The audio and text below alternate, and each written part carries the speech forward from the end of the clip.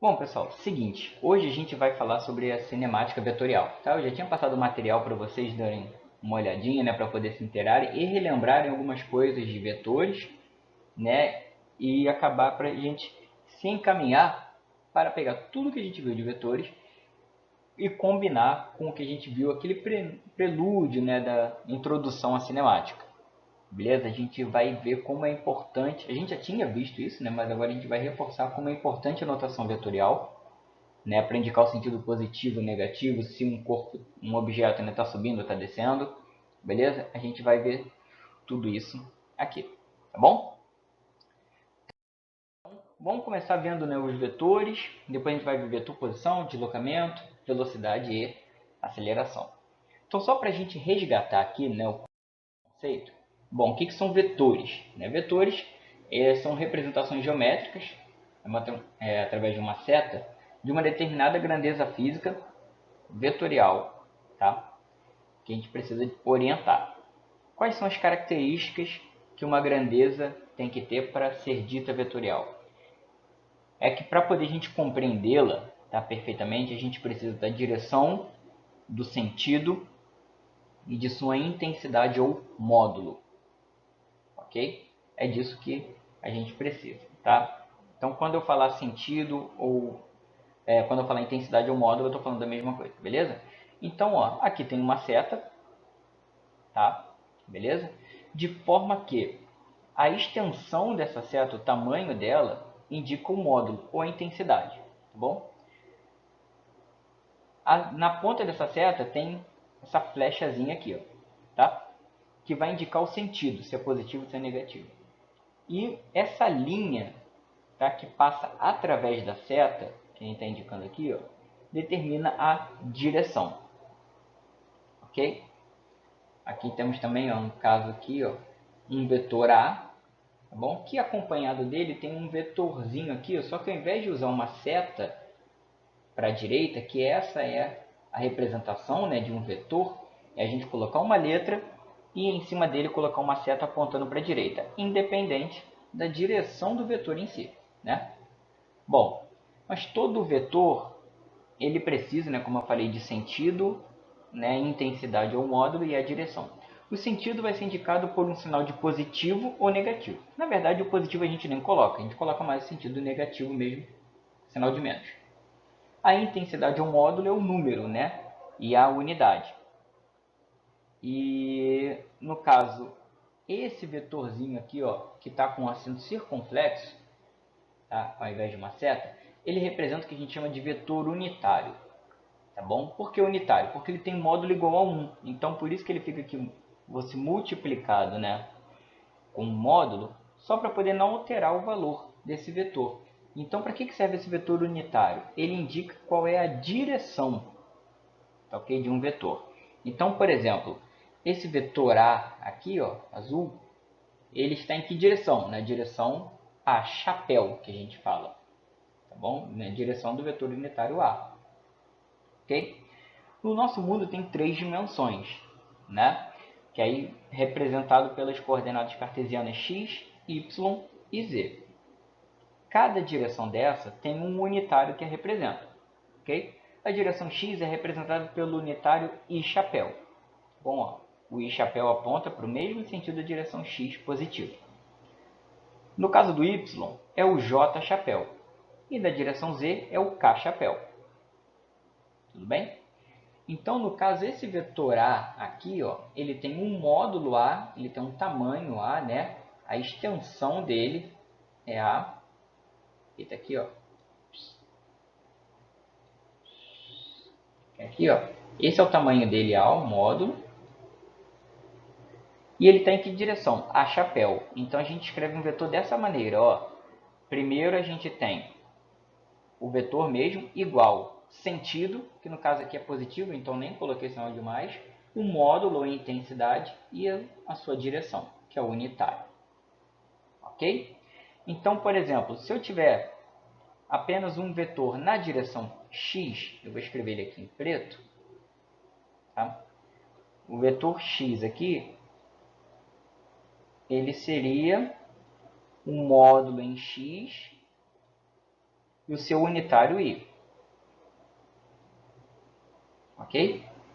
Esse aqui, o y, né? Ele seria 1. E vetor y é o módulo y, ok? E o j chapéu. Ah, show de bola, Jason. Como é que vai ser o vetor aqui no z? Ah, no z vai ser o vetor z, é o módulo z dele, tamanho z, na direção do z. E qual é a direção do z? Ah, é K-chapéu. Ah, fechou então. Beleza. Então, todo vetor eu posso representar dessa forma. Tá? Inclusive, esse vetor que está aqui, ó, que saiu de uma origem O, que é o ponto, né, 0, 0, 0, ou seja, ele vale 0 em x, vale 0 em y e vale 0 em z, e foi até um ponto P. Só que esse ponto P, tá, ele está de que forma distribuído no espaço? Bom, para sair do meu 0, 0, 0 aqui e chegar até o ponto P, eu tive que andar nas 3 direções, ou seja, nas minhas 3 dimensões. Eu andei uma certa distância, ok, na direção x, ok, ou seja, no meu i chapéu, vim para cá. Depois, né, tive que me afastar um pouco, andar um pouco na direção y, ok, e subir uma certa quantidade na minha direção z. Então, na verdade, esse meu vetor aqui, ó, que eu chamei de r, tá? O que eu tenho na verdade? Ele é uma composição de 3 direções. Então, se ele existe nas 3 dimensões, tá? Eu preciso representar, né, de forma que apareçam essas 3 características, né? O i chapéu, o j chapéu e o k chapéu. Na verdade, aqui eu vou até precisar editar, que pegou com uma falhinha aqui, ó. Né? Aqui, na verdade, é j, ok? E aqui é k, ok? Deixa eu ver aqui se aparece para vocês. Ah, maneiro, já aparece na hora aqui. Show de bola. Então, IJK. Essa é a maneira correta. Ok? Bom, então, como que eu vou escrever esse meu vetor R aqui? Como a gente já viu, ele depende das três direções, né? Então, se ele depende das 3 direções, eu preciso fazer com que todas elas apareçam ali, né? E o quanto que ela vale? Bom, o valor do R, tá? Ele é uma certa parcela dele na direção x, que eu vou chamar de Rx. E como ele está na direção x, eu tenho que colocar o unitário dele, o i. Então tá aqui, ó, Rxi. Ok? Bom, tem uma outra parte do R que é equivalente ao avanço dele na direção y. Então é Ry, que é esse valorzinho dele, né, do R na direção y. E para representar esta direção y, eu coloco esse unitário j. E a mesma coisa para a direção z. Ok? Então eu tenho uma parte do R na direção z vezes o unitário da direção z, que é o k chapéu. Tá bom? Então todo vetor eu posso representar dessa forma. Tá bom? Aí vocês podiam perguntar, Jason, e se esse ponto P, na verdade, fosse, por exemplo, deixa eu apagar aqui, ó, sai, sai, sai, sai, sai, sai. Eu vou desenhar um outro ponto aqui, ó, um ponto Q, bem aqui, ó, bem aqui. De forma que ele só venha na direção x e na direção y, tá vendo? Ele é neste plano, ele não sobe, então ele só vem aqui, ó. Imagina que está reto, tá? Aqui. Beleza? Então esse é o meu vetor, tá vendo aqui nesse ponto P. Eu vou chamar esse de vetor Q. Tá? Como que seria a representação do meu vetor Q? O meu vetor Q seria, bom, como ele é composto por componentes em x e em y, eu teria que colocar o componente do Q na direção x vezes o unitário que ele está. Ele está no unitário i chapéu, que é do x, mais a parte y. Ok? Beleza? Então tá aqui, ó, j chapéu. Jason, eu posso ter componentes negativos? Claro que pode. Claro que pode, porque é o que a gente vai ver aqui. Ó. Por exemplo, nesse ponto aqui, ó, olha só. Esse ponto aqui eu tenho um outro vetor R. Tá? Quais seriam as coordenadas dele? É como se fosse brincar de batalha naval. Okay? Você vai ter que pegar as coordenadas dele e depois distinguir se é Y, se é X, se é Z. Tá? Então, olha só. Vamos ver a localização deste ponto em relação à origem. Bom, a origem está aqui, 0, 0, 0. Para onde que eu tive que me mover para chegar até aqui? Começando pela direção X. Observe o seguinte, ó, que o X positivo está direcionado para a direita. Só que para chegar até este ponto, eu tive que andar para a esquerda. Então, opa, se é positivo para a direita, caso eu ande para a esquerda, eu tenho que colocar um sinal de negativo. Então, a coordenada desse vetor R na direção X seria o quê? Menos 3 metros na direção Y, porque eu tive que andar para cá. Então, esse carinha aqui, ó, esse aqui representa o meu RX, que a gente tinha visto antes. Ok? Esse carinha aqui é o meu RX. Tá? Bom, beleza. Agora vamos ver aqui o J. Direção, né, o J chapéu aqui, ó, o Y. Beleza. Então, ó, para poder chegar até esse ponto, eu tive que subir 2 metros. Ah, subir. Beleza. E, ó, na direção Y, o positivo é para cima. Então, se eu subir, né, eu fui para o sentido positivo. Então, esse meu cara aqui, na verdade, é o meu RY. E quem é o RY? É o mais 2 metros. É esse cara aqui, ó. Ok? Mais 2 metros. Tá? Bom, e eu tive que andar Z aqui para frente, né? Então, andei Z para cá. Quanto que foi esse meu Z? Foram 5 metros para frente aqui, ó. Ah, então esse meu RZ vai ser quanto? Vai ser de mais 5 metros. Tá bom? Essas informações que eu retirei daqui. Tá? Por isso que está menos 3 metros I, mais 2 metros J, mais 5 metros K. Ok? Bom, aí eu pergunto para vocês o seguinte. Imagina que isso daqui foi alguém, por exemplo, andando, tá? Que conseguiu andar desta forma seguindo o R chapéu aqui. O R chapéu não, desculpa. O vetor R mesmo. Ele veio seguindo esse caminho. Se ele veio seguindo exatamente o R, qual foi, né, o quanto que ele se encaminhou de fato? Quanto que foi o que ele avançou, que ele se deslocou? Ele andou tudo isso aqui, ó.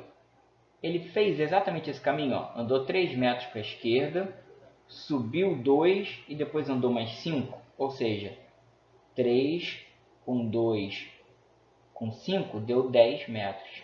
Ele andou de fato esses 10 metros, pessoal?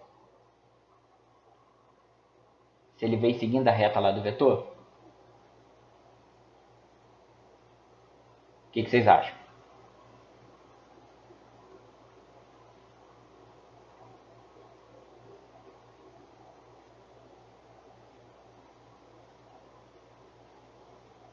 Não me deixe no vácuo não, hein?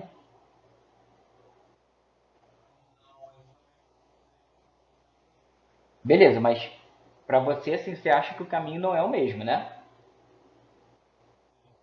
Beleza, e tá certíssimo. E tá certíssimo, tá? Não foi o caminho que ele fez, então ele não vai ter andado isso tudo necessariamente. Então, como que eu vejo o quanto que de fato que ele andou, né? Todo o módulo desse vetor. O módulo desse vetor a gente pega como se fosse, né, um teorema de Pitágoras, beleza? A gente vê só que para 3 dimensões, né? A gente vai pegar a raiz quadrada, tá bom? Da soma dos quadrados de cada componente desse aqui. Se fosse só no plano XY, o que a gente faria?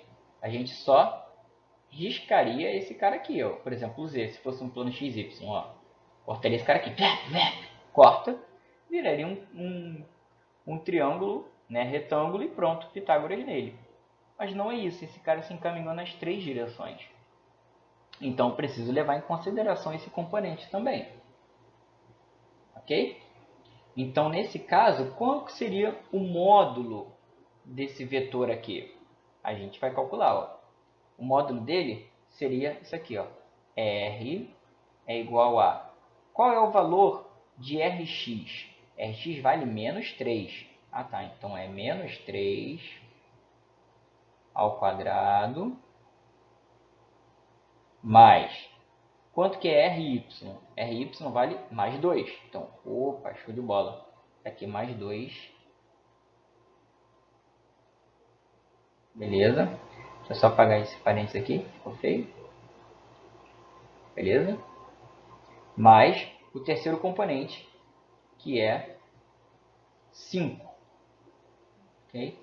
Ao quadrado. Isso tudo dentro de uma raiz quadrada. Bom? Então, quanto que vai dar isso? Bom, 3 ao quadrado mais menos 3 ao quadrado, né? Que na verdade acaba dando o mesmo valor. 3 ao quadrado. Mais 2 ao quadrado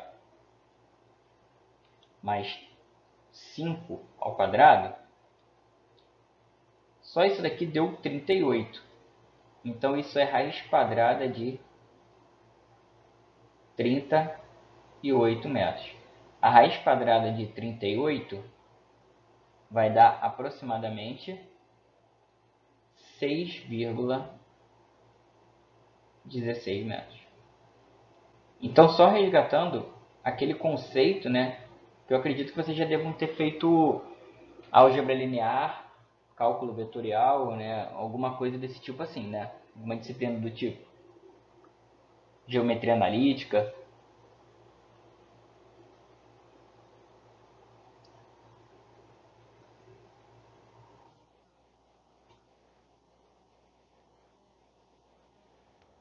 Tá, vocês não tiveram álgebra linear, não? Eita.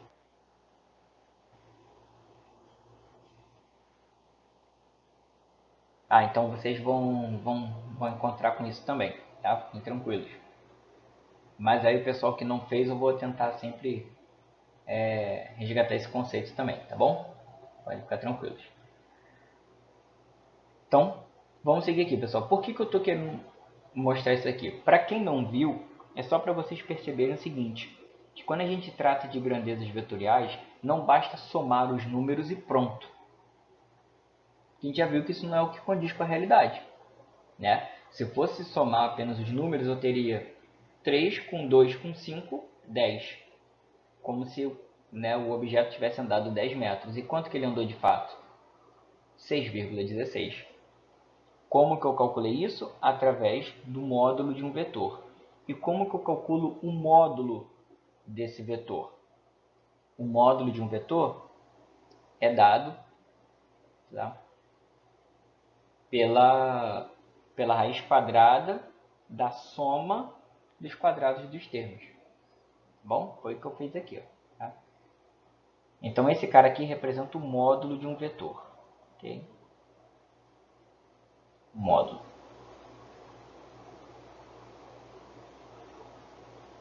Bom? Pessoal, alguma dúvida quanto à questão de notação, de como que eu represento, do que significa? Pode falar agora, tá? Por favor, para a gente seguir.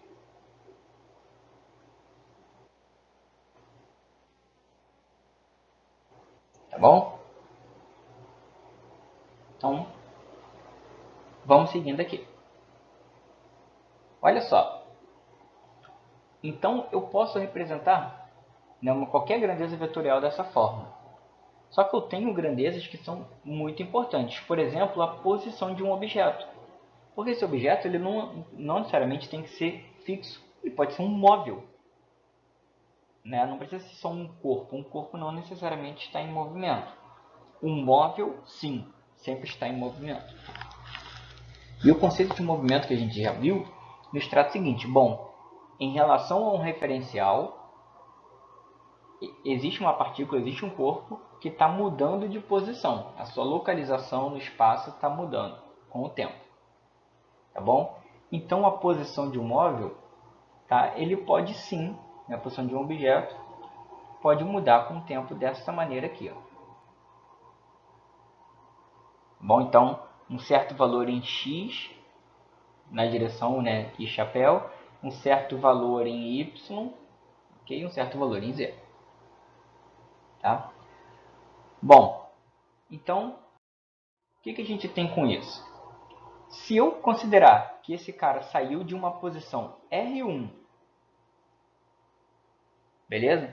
E foi até R2 e levou para isso um ΔT, no intervalo de tempo, o que a gente pode tirar disso? Bom, ele se deslocou, ok? Então, opa, ele saiu de 1 para 2.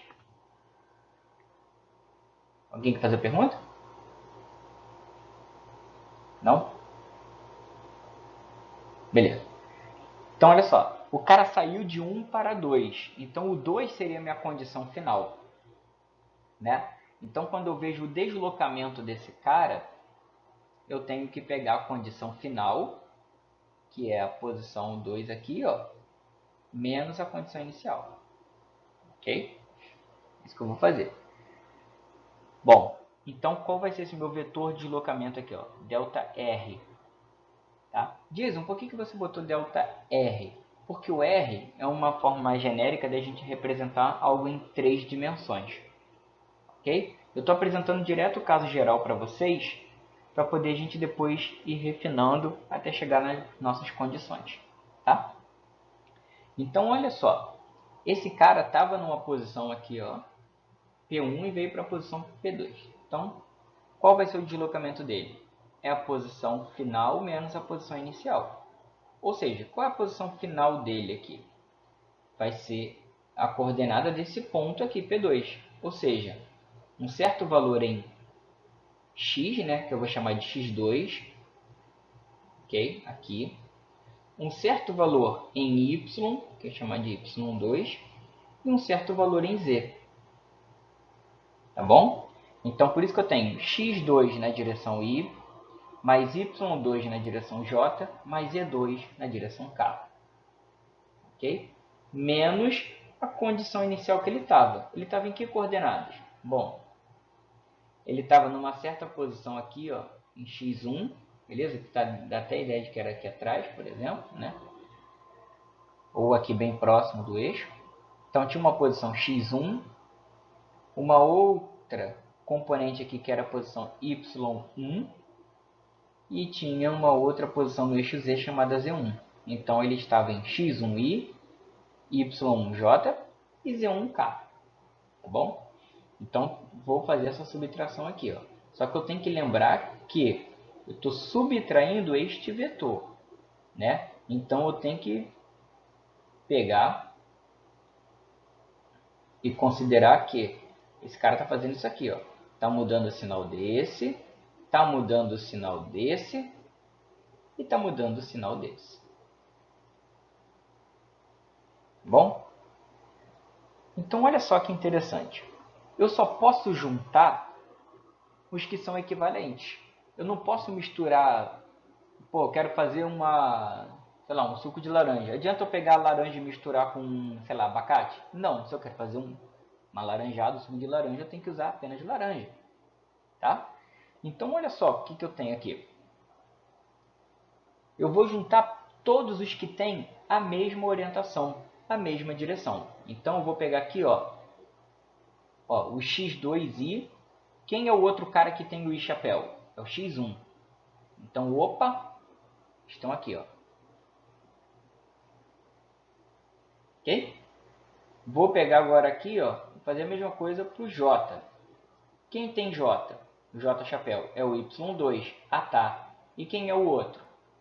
Vai ser o menos, né, por conta desse sinal aqui, ó. y1. Então, opa, tá tudo junto aqui, ó. Vou fazer a mesma coisa para o z, né, que é a direção k. Então, ó, esse cara aqui e esse cara aqui. Juntei eles, ó. Tá bom? Então, na verdade, o que eu acabo tendo aqui? Eu vejo que essa mudança, e não importa o caminho que o cara fez, tá vendo? Ele poderia ter vindo ao longo dessa reta, ter feito essa trajetória indicada pela linha aqui, ter feito essa outra aqui, ó, que eu estou inventando agora, ter vindo para cá. Não importa. Quando eu vejo deslocamento, é a pessoa bruta, assim, só quer saber condição final e a inicial. É só isso, tá?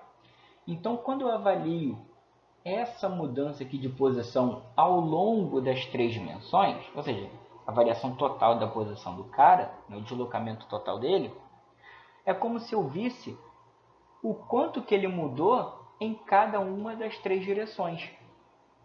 Tá vendo? Então aqui, ó, posição final em x, tá? Posição final em x menos a posição inicial em x. Opa!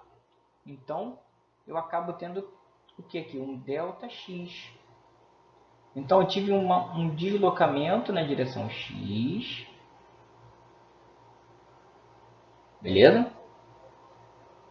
Aqui na direção y eu tenho um deslocamento nessa direção y, que eu vou chamar de delta y, ok?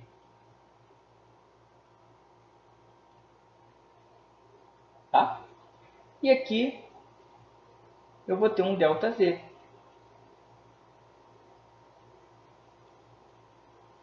Beleza? É isso que eu estou tendo aqui, ó. Tá bom? Então, no geral, em termos de vetores, é isso aqui que eu tenho. Tá? E aí, se eu for ver a velocidade média é o quê? O deslocamento sobre o tempo. Então, a minha velocidade média é esse vetor de deslocamento aqui, tá? Dividido pelo intervalo de tempo. Bom, então vai ser ΔXi mais ΔYJ mais ΔZK, tudo isso dividido pelo tempo. Bom, alguma dúvida até aqui, pessoal?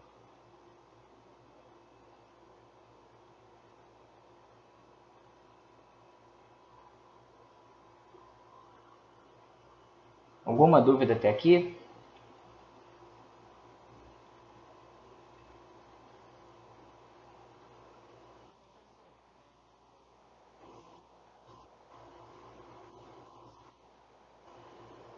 Hum,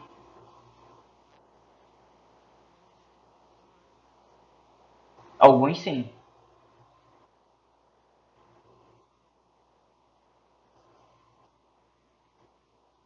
Ah, tá. Não, é porque eu já mandei, já considerando que a gente ia ver essa parte, né? Não era para fazer tudo realmente, não. Entendeu? Beleza. Não, não. Não, não. Não existe isso não, tá? Fica tranquilo aí. Fica suave. Então, ó, quer ver? Vamos colocar números aqui para poder a gente ver algumas coisas. Então, preciso que vocês me falem aí números para a gente fazer algum exemplozinho aqui bem rápido para depois a gente prosseguir. Olha só, eu quero que vocês me falem aí, por exemplo, um número qualquer para representar x2, y2 e z2, por exemplo. Quanto que vale x? Mas precisa falar número complexo não, gente. Fala número pequeno mesmo, tá? Pode ser positivo ou negativo. Só para facilitar a gente aqui. x2, 5 metros. Pode ser metros? Pode. Beleza, obrigado. y2.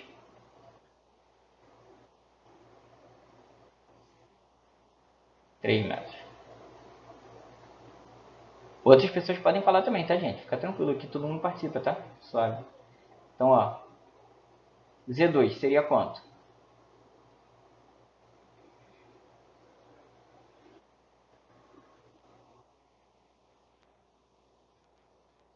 7. Porra, já começou a aloprar com os números já. Mas cadê o 2? Cadê o 1? Não tem mais, né? Mas tá bom. É, né? Não. Tá bom, vou botar o teu 1 aqui, ó. Tá? 1 metro, x1. Beleza. Vamos lá. Alguém para poder falar y1.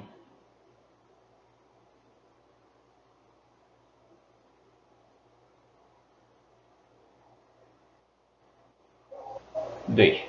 Beleza. 2 Z1.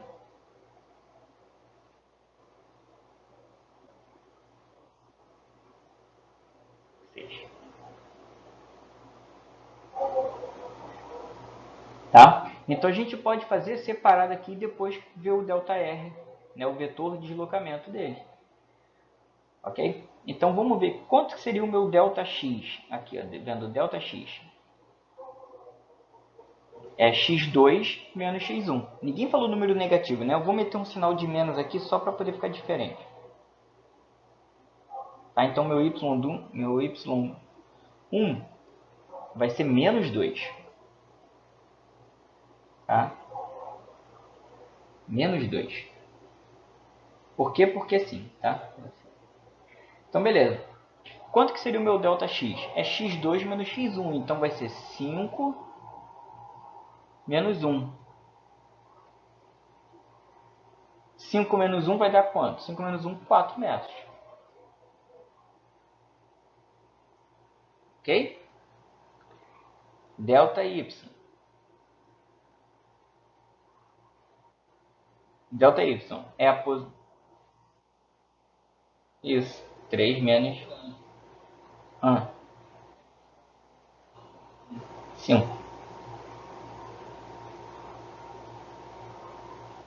Beleza. ΔZ.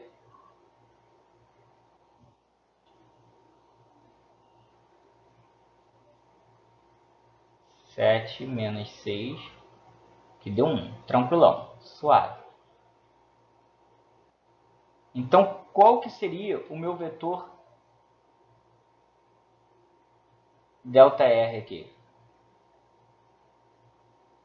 Meu vetor ΔR seria o componente x, que deu quanto? O ΔX? 4 metros. Então, seria 4 metros... Não, calma. Ó, eu estou falando de vetor, né? Então, coloquei já o sentido, que é positivo. Coloquei o módulo, 4 metros. Falta a direção. Esse cara está na direção x. Então, para representar a direção x, coloco o chapéu. Beleza? Agora vem o segundo componente, que é quem? ΔY. Né? A direção y aqui, ó. Que deu quanto? 5 metros, né? Direção. Isso aí.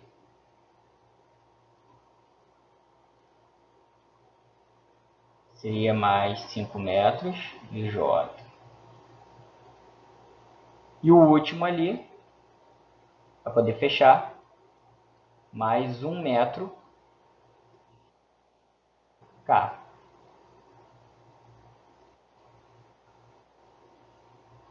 Ok? Pronto. Tá? Digamos que para esse exemplo aqui, o tópico que eu criei, não, vocês, né, me ajudaram a criar aqui com os números, isso tudo tenha ocorrido em, vou botar aqui, ó, 2 segundos. Tá? 2 segundos. Então, qual seria o vetor velocidade média? Seria isso daqui, tá bom? Dividido por 2. Então, eu vou apagar esses deltas aqui, ó, porque a gente já consegue tirar uma cola dos nossos valores iniciais. Só para poder gerar espaço aqui. Então, ó, vaza tudo aqui, ó.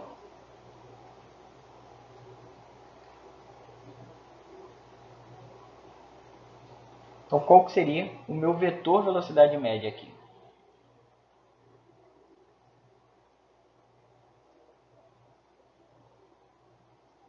Seria tudo isso aqui por 2. Então, seria 4 metros I mais 5 metros J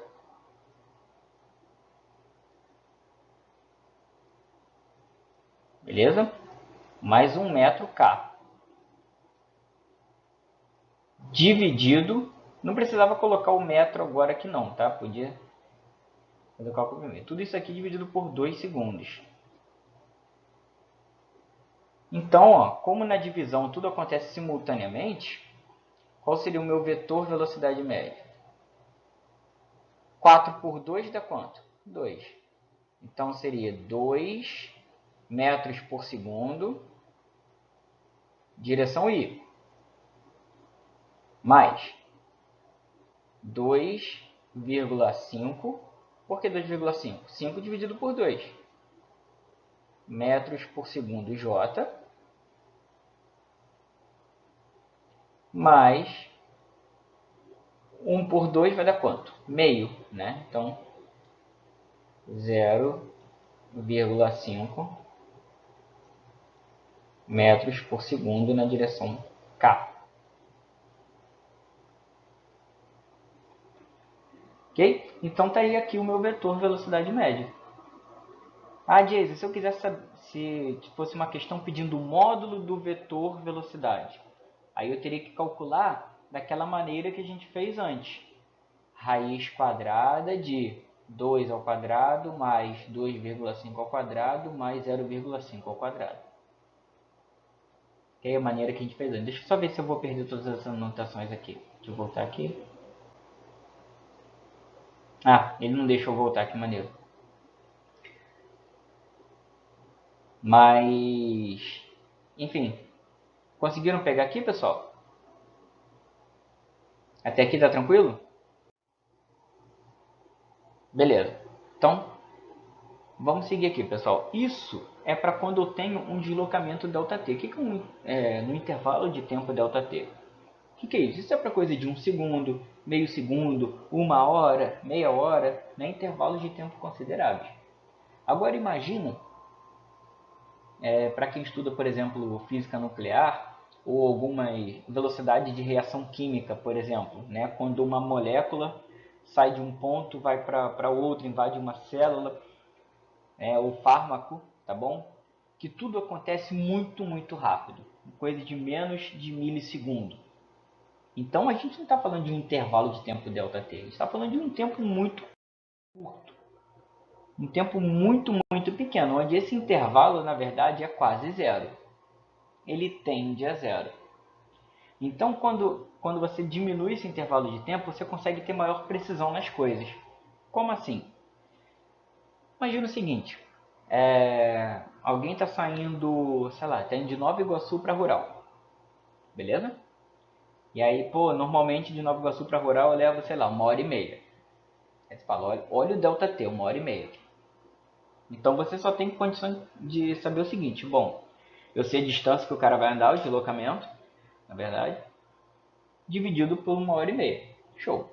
Agora, se eu falar para você o seguinte, aí alguém refina isso para você e fala, na verdade, os 30 primeiros minutos eu andei bem.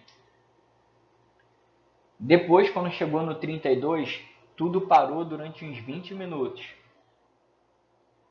Depois o motorista tacou-lhe pau, deu uma acelerada boa, né, por mais 20 minutos, beleza? E aí o restante do tempo ele já foi mais devagar. Então observa que eu detalhei muito mais, né? Por quê? Porque eu consegui reduzir esse meu intervalo de tempo.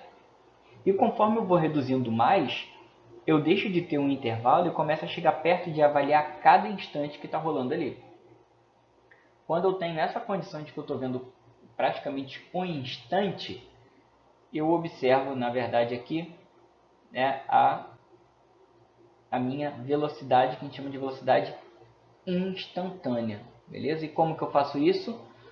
Quando eu aproximo esse meu deslocamento no tempo para um valor limite.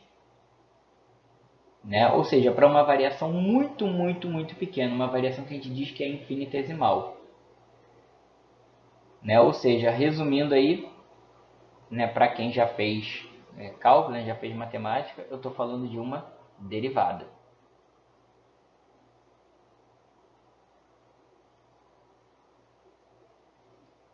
Tá? Então, a velocidade dita instantânea é, na verdade, a derivada da posição no tempo. Okay? Quem aqui nunca fez ou não sabe o que é uma derivada ou não chegou a ver isso? Isso é importante, tá? Não? Beleza. Você está fazendo agora cálculo? Já fez?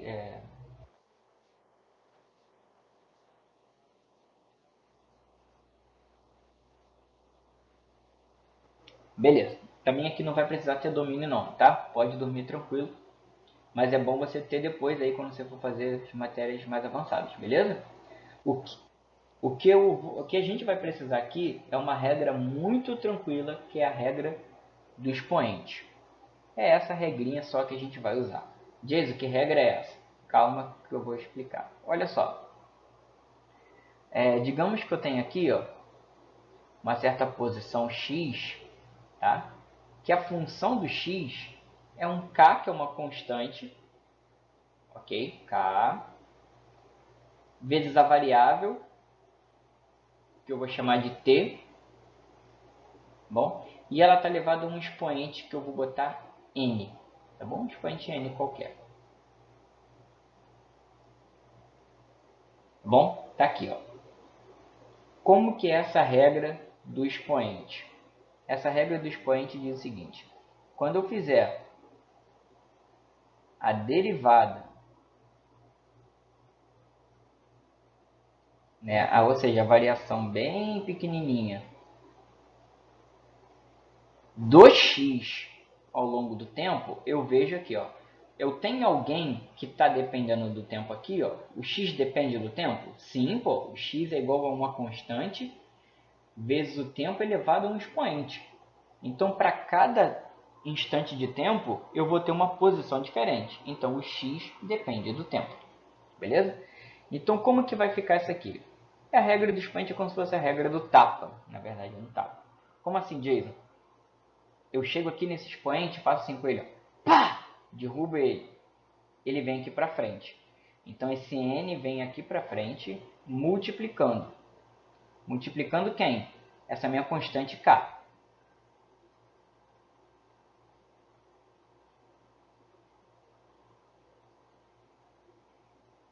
Ok?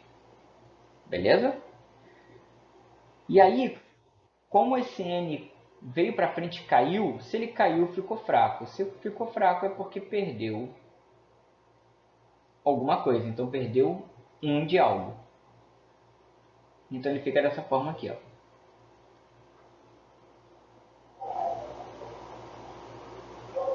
Ok? Essa é a regra do expoente. É uma regra geral aí que a gente tem, basicamente. Tá? Quando que ela não acontece, digamos assim? Eu já vou explicar. Primeira coisa, já entendemos que derivada é uma variação bem pequena. É isso. Derivada é uma variação bem pequena. Beleza, tranquilo. Se eu tiver uma função tipo um x, só que na verdade imagina que ela não depende do... Oi, foi mal, perdão. Aqui, ó. Certíssimo. O t, aqui, está certíssimo. É o t que fica aqui, ó, multiplicado. Isso aqui, certíssimo, é isso aqui, ó. O n menos 1 é aqui, ó. Obrigado aí, seja quem foi o Murilo que falou isso aí, obrigado, tá? Então, olha aqui. Então, é isso aqui que acontece, beleza? Então, olha só, imagina que eu tenho uma função x, que na verdade é uma função constante, tipo, x igual a 2. Se x igual a 2, significa o quê? Passa o tempo que for, x igual a 2. Pi é pi desde que o mundo é mundo, né? Então, qual é a variação de algo que é constante? Só para pensar. Qual é a variação de algo que é constante, que está sempre a mesma coisa?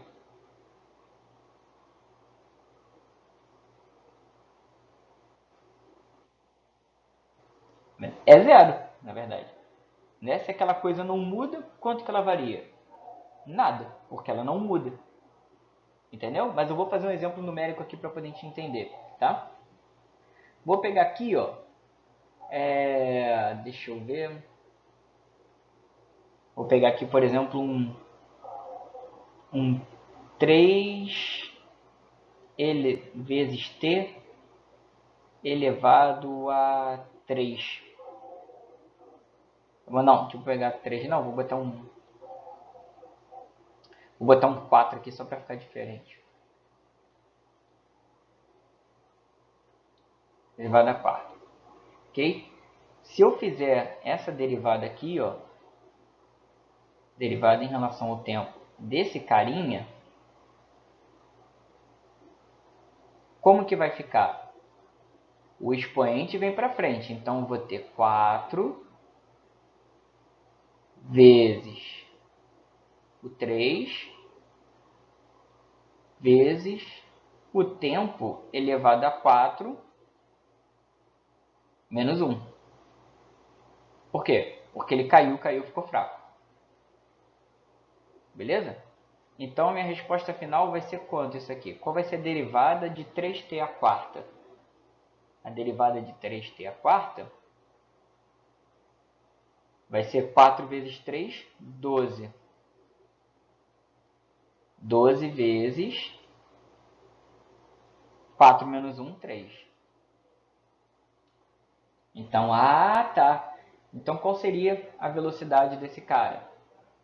Se a posição dele fosse dada por 3t à quarta, a velocidade dele instantânea seria 12 vezes t ao cubo. Tranquilo até aqui?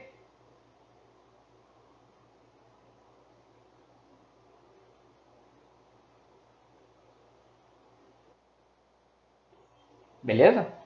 Agora eu vou pegar o caso que eu falei lá da constante. Por que a variação, ou seja, a derivada de algo que é constante é zero? Utilizando essa mesma regrinha. Eu vou apagar isso aqui. Tá, ó. Paguei. Eu tenho agora a derivada de uma constante apenas. Eu tenho derivada de 4. Não falar disso, mas de que isso ajuda? Porque a regra tem um tempo ali. Ah, calma, Murilo. Calma, Juliana. Olha só. Bom, o 4 está aqui sozinho, mas seria alguma mentira ou mudaria alguma coisa se eu falasse que isso daqui é 4 vezes 1?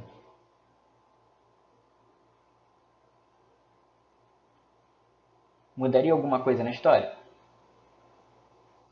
Não, né? Como que eu posso obter 1? Elevando qualquer coisa a zero. Concorda comigo? Qualquer coisa elevada a zero dá 1. Né? Isso é algo que a gente já sabe. Então, é como se eu tivesse, na verdade, o tempo aqui, beleza? Vou botar ele aqui, ó. É como se eu tivesse o tempo elevado a zero aqui,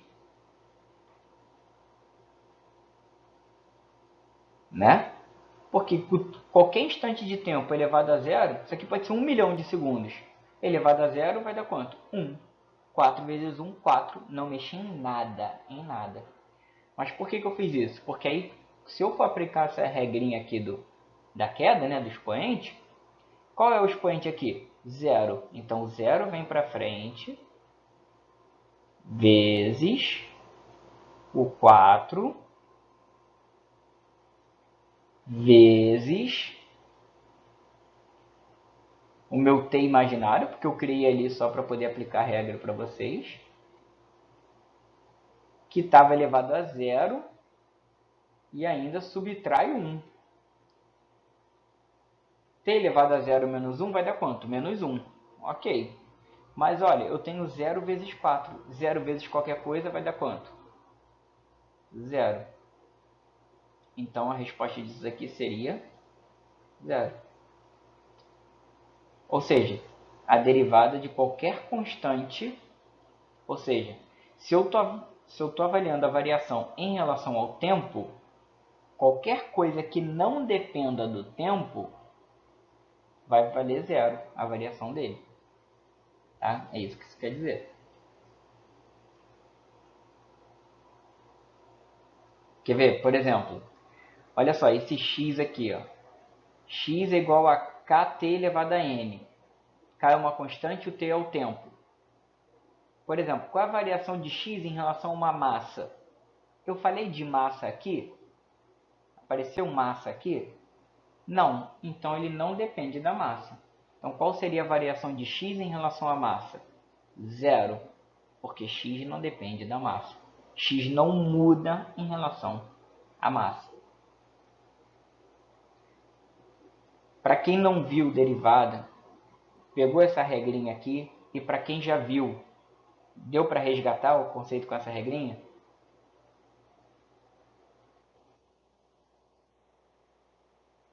Então, beleza. Então, vamos seguir aqui, tá? Olha só. Eu peguei, vi a velocidade média, e aí o que eu fiz? Se eu derivar, ao invés de fazer a variação, eu fizer uma derivada da posição, tá? Eu chego na velocidade.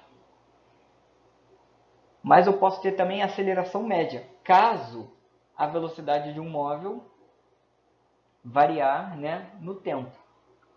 E aí eu tenho uma aceleração dita média, ok? Para um intervalo de tempo. Mas na verdade, qualquer intervalo de tempo é uma soma de pequenos instantes, ok? Então, ó, vocês sempre vão me ouvir falar isso, cara. Tudo da física dá para pegar para a vida. E não é viagem minha, não. Tudo. O intervalo de tempo. Tudo leva um intervalo de tempo para acontecer. Tá? Por exemplo, a vida. A vida é um intervalo de tempo.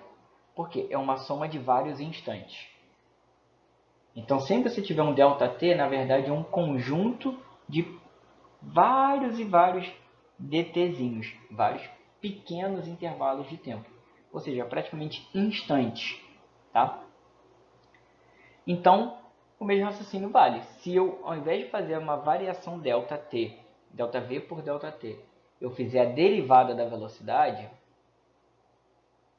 eu tenho a aceleração instantânea. Ok? Então, a derivada da posição me dá a velocidade.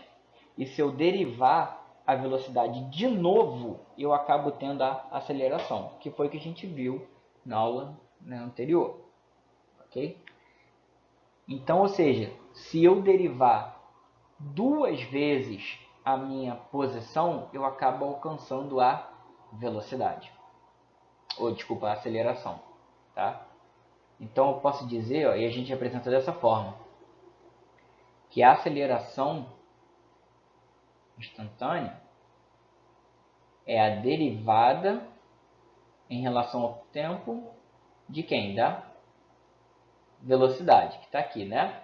Mas a velocidade, por sua vez, é a derivada da posição.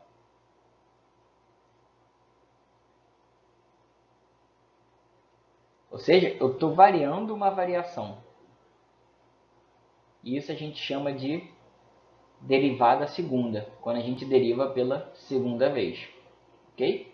E aí o símbolozinho que a gente dá para isso, a representação é essa, derivada de segunda ordem da posição em relação ao tempo.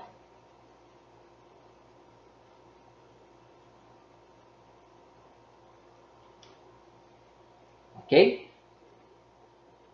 Beleza? Então a gente consegue da posição, variou, a gente chega na velocidade, variou de novo, a gente chega até a aceleração. Ok? Beleza? Até aqui, tranquilo, gente? Tá fluindo, tá rolando.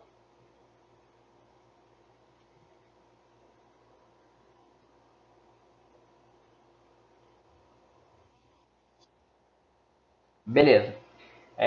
Por isso que eu pedi para vocês lerem o conteúdo, para irem já se familiarizando com os termos, né? Porque agora a gente está dando um salto mais profundo um pouco do que a gente viu na introdução, né? Bom, uma outra coisa importante que eu acabei esquecendo, estava aqui no slide anterior e eu esqueci de comentar, é o seguinte. Quando eu tenho a velocidade até que eu mostrei, tem um componente, né? Então, por exemplo, eu tinha aqui, ó, aqui era o meu vetor velocidade. E aí, em relação a uma linha horizontal, por exemplo, imagina que isso aqui está na horizontal, tá? Não sei porque ele podia dar uma função aqui de desenhar uma reta, né? Ao invés de ficar só tudo na mão assim. Bom, então imagina que eu tenho aqui essa linha horizontal. Tá aqui, beleza? E aí ela está fazendo um ângulo θ. Esse vetor está fazendo um ângulo θ com a horizontal. Essa horizontal eu vou chamar de x. Tá? Vou chamar ela de x.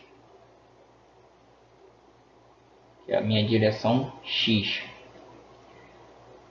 E aqui, consequentemente, eu tenho minha direção y. Lembrando que não importa se isso aqui for x, y ou z, ou essa daqui for x, y ou z. A única obrigatoriedade do sistema cartesiano é que os eixos tenham 90 graus entre si. É só isso que é a obrigação. Tá? Bom, e agora o que rola aqui? O que eu quero mostrar para vocês? Se liguem. Se eu pegar como se fosse uma lanterna e iluminar para cá, ó, eu vejo o componente, a sombra desse vetor velocidade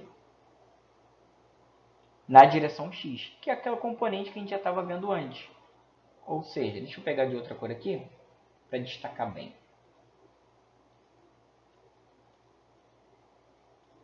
Aqui eu tenho o meu valor de v na direção que eu estou observando. Em que direção que eu estou observando? X. Então esse cara aqui é o meu V0, meu V, X.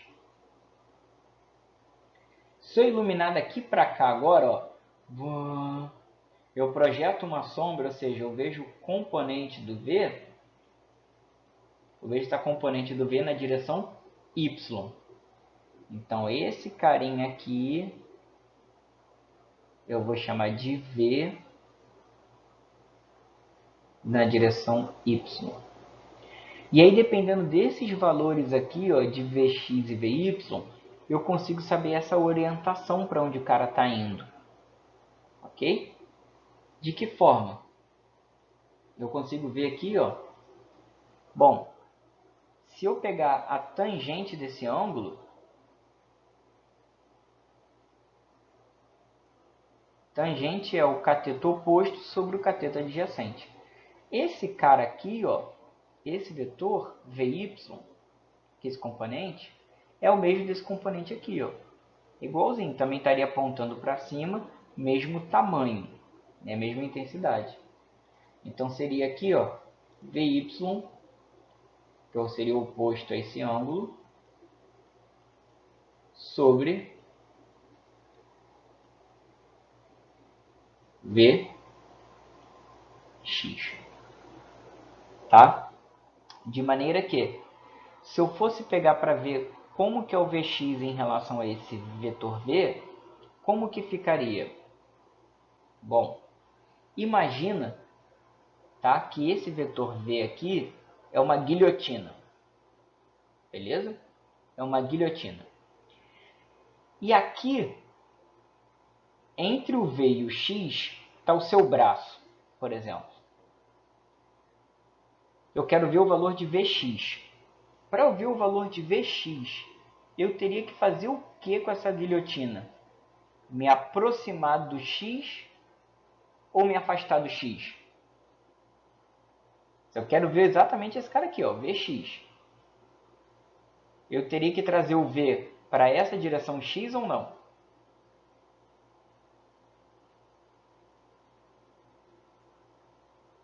Eu quero ver Vx. Se eu quero ver Vx, eu tenho que chegar nessa direção X. E se isso aqui fosse uma guilhotina, eu teria que fazer o que com o seu braço? Check! Cortar o seu braço.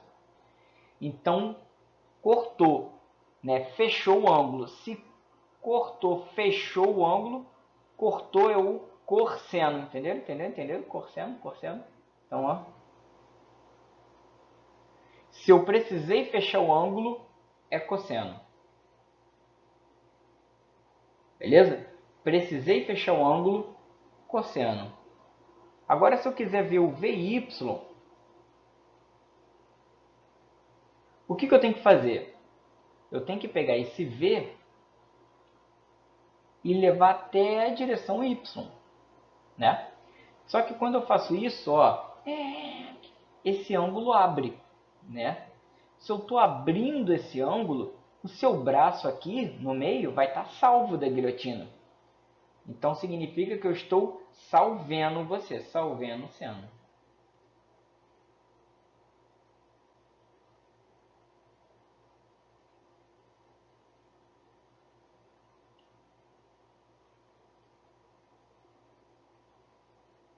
Tá?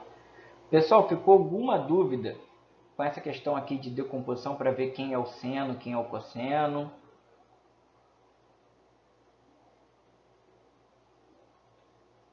Alguma dúvida? Tá tranquilo? Porque isso daqui na verdade é geometria mais, né?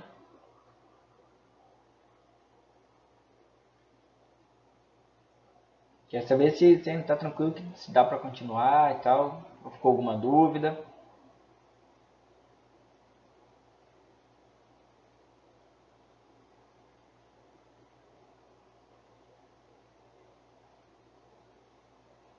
Obrigado pela resposta, hein? Obrigado, hein?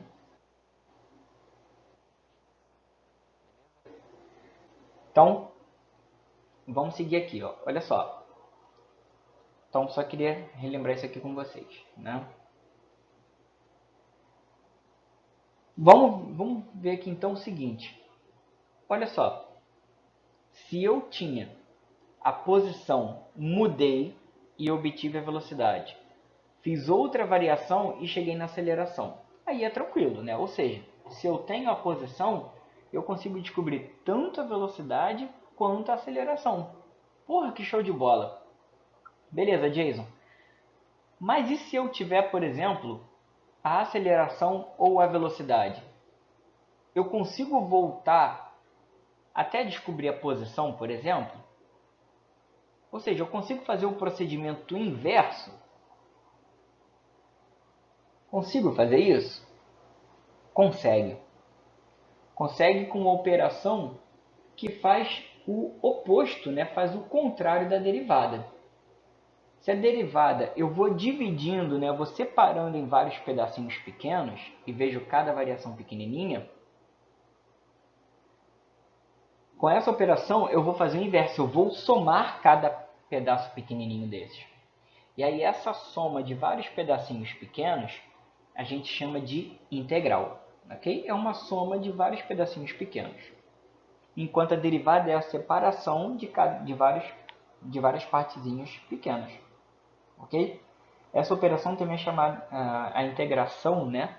É chamada também de antiderivada, ok? A operação inversa, tá? E aí, para quem não viu, eu vou explicar qual é a regra básica aqui também, tá? Do expoente. O que a gente vai precisar ter, tá? Então, ó, vamos começar aqui já aplicando direto no nosso caso de movimento uniforme. O que é o caso de movimento uniforme? O movimento uniforme é aquele que tem velocidade constante, ok? Mas isso não é aplicado apenas para esse caso, tá? Sempre que você tiver a velocidade, seja ela constante ou não, você consegue saber a posição. É só fazer a integração, tá? Então, olha só, pelo que a gente viu até ainda há pouco, a velocidade instantânea é a derivada da posição no tempo. Então, se eu estou querendo ver a soma de cada pedacinho da posição, eu tenho que somar todos esses pedacinhos. Então, vou deixar esse dx sozinho aqui. E por enquanto não me importa essa notação de vetor, então eu tirei. Tá? Não estou me importando se é x, y, z. Lembrando que lá eu coloquei que a velocidade é dr dt. Só que dr já abrange quem? As três dimensões, x, y e z. Nesse caso aqui, eu só coloquei dx, ou seja, eu estou vendo um movimento em uma única direção. Eu estou vendo um movimento retilíneo na direção x. Ok? Está aqui, ó. Movimento retilíneo em x. É isso que eu estou focando agora. Tá bom? Então, ó, isolei aqui o meu dx. Tá bom? Então, dx, passei para o outro lado aqui, ó. dx é vdt. Para eu poder calcular cada segmentozinho aqui, ó, o dx, Oi, pode falar.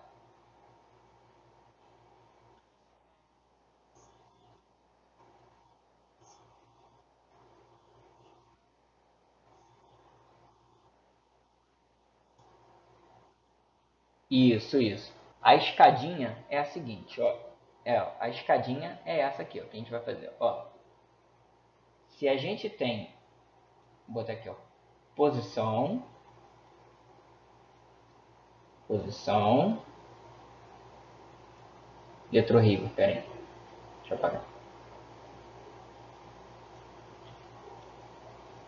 Posição,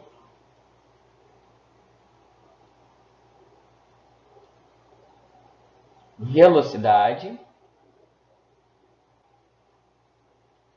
e aceleração, ok? Se eu venho da posição para descobrir a velocidade, eu derivo,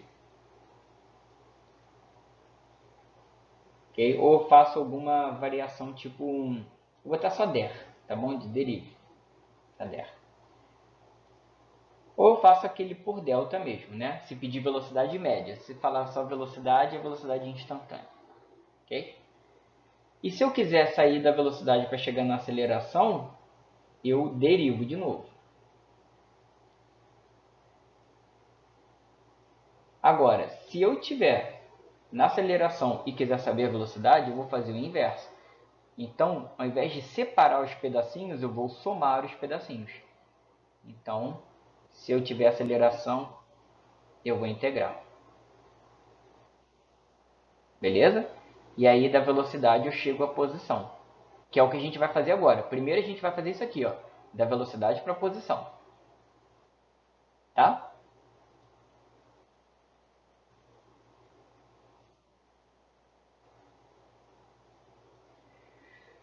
Beleza, então vamos seguir aqui. Ó. Então, eu isolei o dx igual a v dt.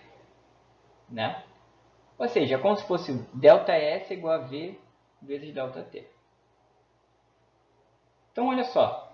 Eu vou pegar aqui e fazer a integração, cujo símbolo é esse aqui, ó, tá? Só que tá vendo que eu coloquei aqui, ó, essa condição aqui em cima e essa condição aqui embaixo? Isso aqui é chamado de limite inferior e esse aqui é limite superior. Então, esse daqui é o meu mínimo de valor e esse aqui é o meu máximo. Qual é o mínimo da posição? É onde o cara começou. Então, era a posição inicial, x, 0. Lembra que eu falei com vocês? Sempre que na física você tiver um subíndice assim, 0, significa condição inicial. E x é uma medida de posição, né, na própria direção x. Então, eu estou indo de x0 até x. Tá? x0 até x. Ok? Bom, isso tudo, quem está variando não é a velocidade, porque eu estou considerando que a velocidade é constante. Então, é o tempo, né? A velocidade não está dependendo do tempo. A posição é que depende do tempo. Conforme o tempo passa, o cara vai estar em outro lugar. E quais são os limites, na verdade? Né? Qual é o intervalo de tempo? O intervalo de tempo é dado pelos limites. O limite inferior é instante inicial e o limite superior, o instante final. Tá? Bom, lembra aquela ideia que eu falei de, bom, se o cara não está aparecendo ali, eu posso considerar que ele está elevado a zero? Tipo 1 que eu fiz antes ali na derivação, né? Que eu fosse, olha, 4 é igual a 4 vezes 1. E o 1 eu obtenho elevando qualquer coisa a zero. Não é? Eu fiz isso. Então, olha, esse carinha, tá vendo que eu tenho dx desse lado e dt desse outro aqui?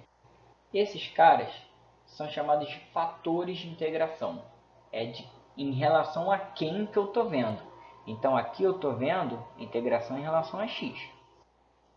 E desse lado eu estou vendo integração em relação a t, ao tempo. Ok?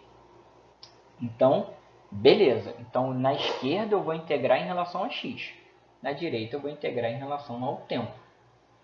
Se essa velocidade é constante, então eu posso deixá-la de fora dessa soma. Ela só vai multiplicar tudo. Tá? ela vai multiplicar tudo. Eu posso tirar ela de dentro dessa soma. É como se esse cara fosse o seguinte, ó.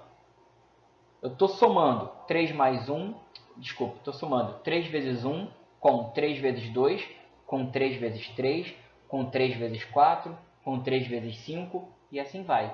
Então isso é a mesma coisa que eu colocar o 3 em evidência e somar 1, 2, 3, 4, 5, ok? Então eu vou colocar esse meu V, a minha velocidade, para fora aqui, tá? Bom, então aqui é como se eu tivesse, lembra que eu falei lá, ó? É como se eu tivesse o meu x elevado a zero. Só que só para não ficar o x igual a esse x aqui, eu vou botar uma linha aqui só para diferenciar um pouquinho, tá bom? Só que esse cara aqui, ó, ele está elevado a zero. Por quê? Qualquer coisa elevada a zero dá 1. Pronto, não mexi na minha equação. E desse lado aqui, ó, eu vou forçar um t elevado a zero. Jason, tô sentindo cheiro de treta. O que você está querendo arrumar aí? Calma que isso não é treta.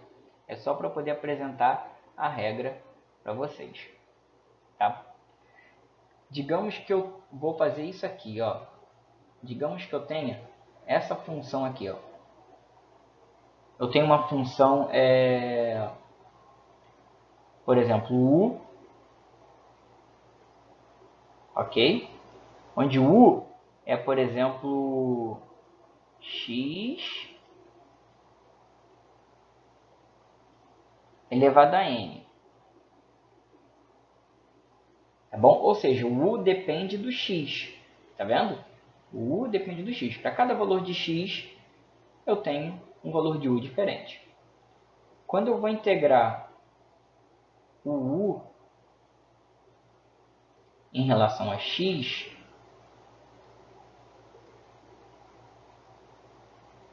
eu estou, na verdade, fazendo... Deixa eu botar ali em cima, é melhor. Eu estou fazendo isso aqui, ó. Essa integral de u aqui, o u dx,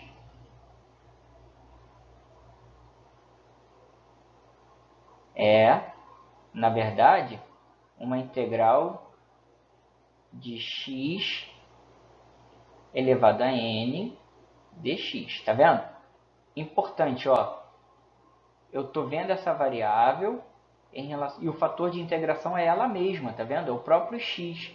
Tá? Eu estou integrando essa variável em relação ao próprio fator de integração. Ah, tá. E aí, qual é a regra? Qual é a regra? Agora é que entra. A resposta dessa integral aqui vai ser o x, beleza? Aí é que vem. Lembra que eu falei que a integral é chamada de antiderivada? Que você faz o contrário? Quando eu derivei, eu não tirei um do expoente? O expoente não ficou subtraído de 1 no final? Na regra lá do... Então, se eu tirei 1, na integral eu somo. E outra coisa. Lá eu fiz o quê? Eu multipliquei pelo expoente, não é? Aqui eu vou dividir pelo expoente mais 1. Tá bom? Só que ainda pode surgir uma outra coisa que é chamada de constante de integração. Uma constante C. Por que dizem que surge isso? Porque olha só, quando eu for derivar esse cara de novo, a minha resposta tem que dar a mesma coisa que eu tinha antes. Né? Como se fosse fazer uma prova real. Ok? Então, se eu for derivar isso daqui, a minha constante morre. Porque é uma constante. Então, opa, já estou bem perto. E se eu for fazer a operação da derivada, o que vai acontecer? Todo esse expoente que é n mais 1 vem aqui para frente. Opa, eu vou ter n mais 1 multiplicando e n mais 1 dividindo. O que eu faço? Corto. E pela regra, eu tenho que subtrair o 1 do expoente. Então, se era n mais 1, vai ser n mais 1 menos 1. E volta a ser o quê? X elevado a n.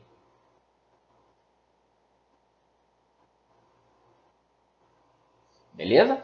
Bom, então adotando essa regra, a integral de dx, ou seja, porque o x está elevado a zero, como é que vai ficar aqui?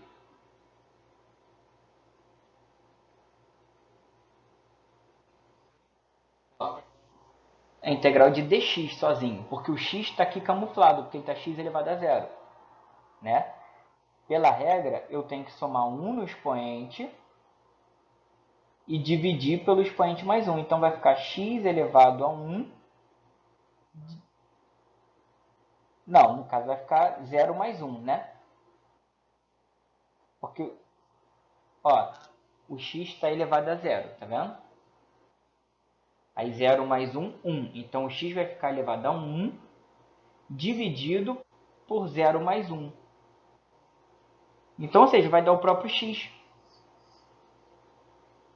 Né? Vai dar o próprio x. E o que eu preciso fazer agora? Eu tenho que substituir esses meus limites, tá? E fazer a diferença desses limites. Ou seja, qual é o meu limite superior? X. Qual é o meu limite inferior? X0. Tá bom? Então, a integral dentro desses limites vai ser x menos x0. E a mesma coisa vai acontecer para o tempo. Né? Vai ficar o tempo elevado a 0 mais 1, que vai ser 1, dividido por 0 mais 1. Ok? Então, eu tenho isso aqui, ó.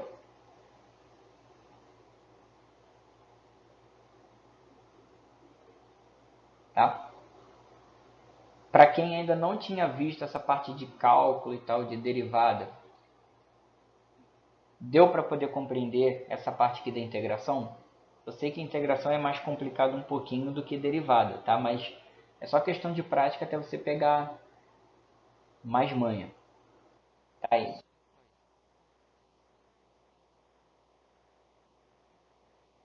Claro, tem sim, mas não vou fazer não. Tô zoando, vou sim. Olha só. Vamos aqui. Então fala o número aí, mas fala pequeno, tá? Não bota aqueles 1 milhão da vida não. Fala um númerozinho pequeno aí pra gente fazer. Não, uma função desse tipo aqui, ó. Eu preciso de um número elevado a alguma coisa, tá? Ah, claro, aqui pode ter uma constante também aqui na frente, tá, gente? Aqui eu posso ter uma constante, um kx, tá? Eu posso ter uma constante aqui, ok? Posso ter um k aqui. Tá, deixa eu só apagar aqui para poder melhorar isso. Enquanto isso, você vai pensando em alguma coisa assim, tá? Algo vezes x ou vezes t, sei lá, elevado a algum outro número, tá bom? Pensa aí.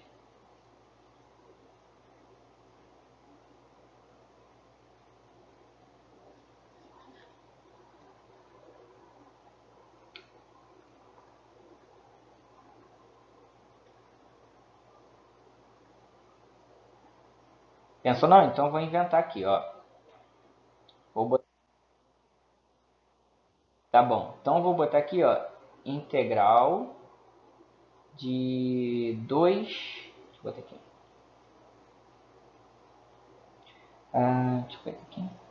Integral de 2 vezes t ao cubo em relação ao tempo. Em relação ao tempo. Tá? Em relação ao tempo. Pela regra, o que tem que acontecer aqui? Vou repetir aqui, ó, minha constante. Se existir, né? Aqui a minha variável, que é o tempo. Tá? Vou até colocar assim, ó, com limite aqui, ó, aqui valendo 1 e aqui valendo 3. 3 não, 2.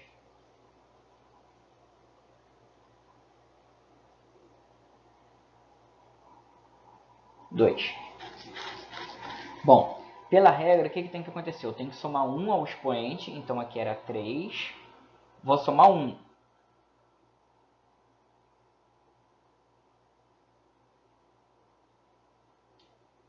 Ok? Dividido pelo expoente, que era 3, mais 1.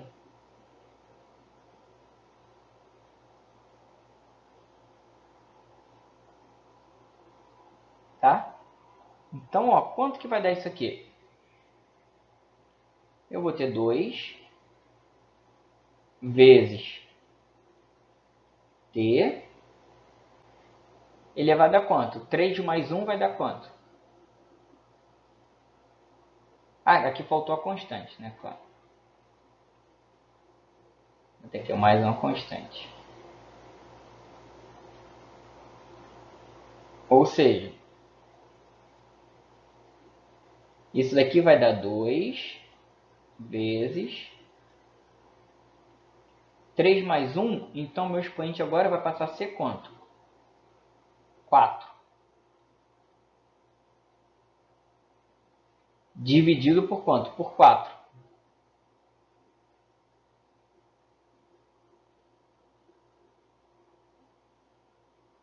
Ok? Por 4.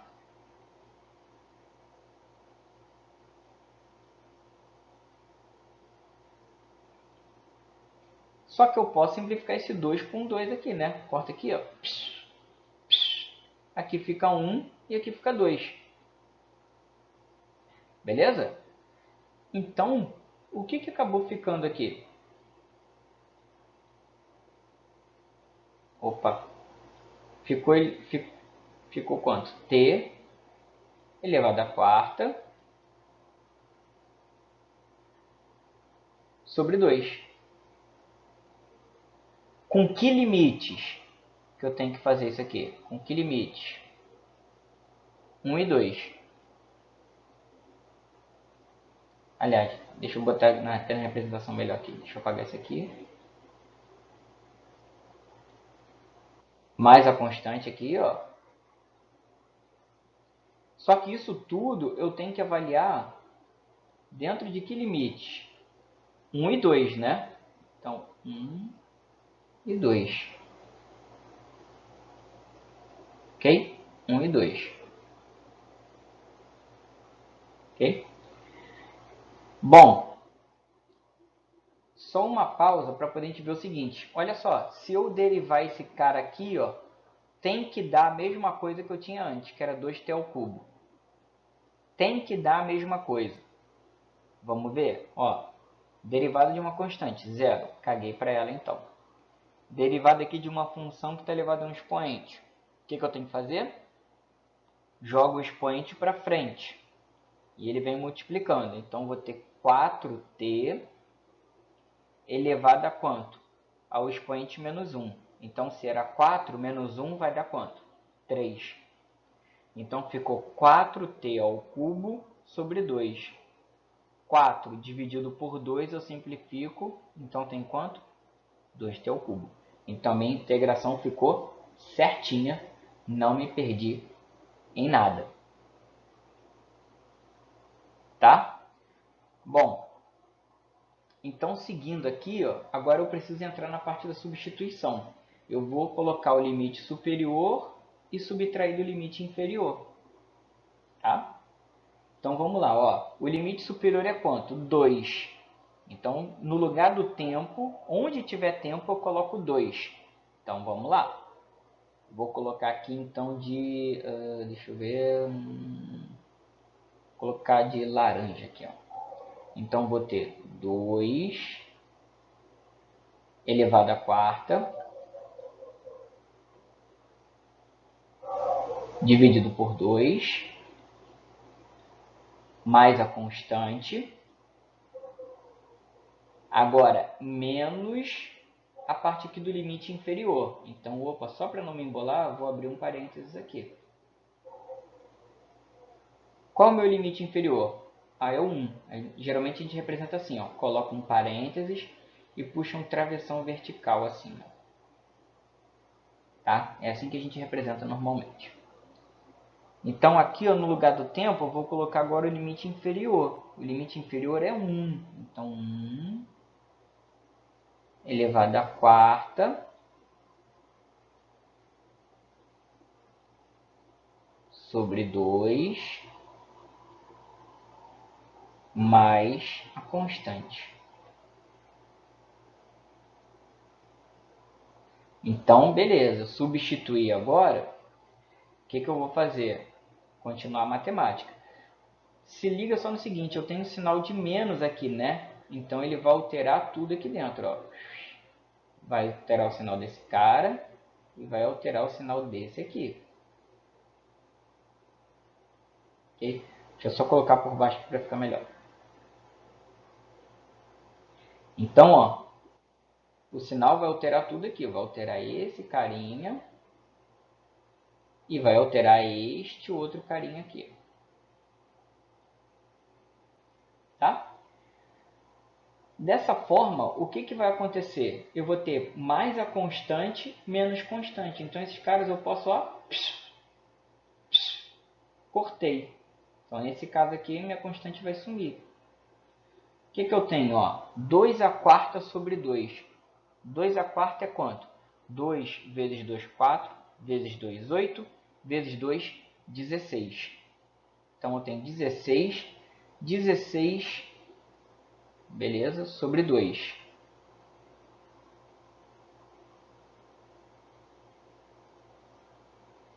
Menos quanto?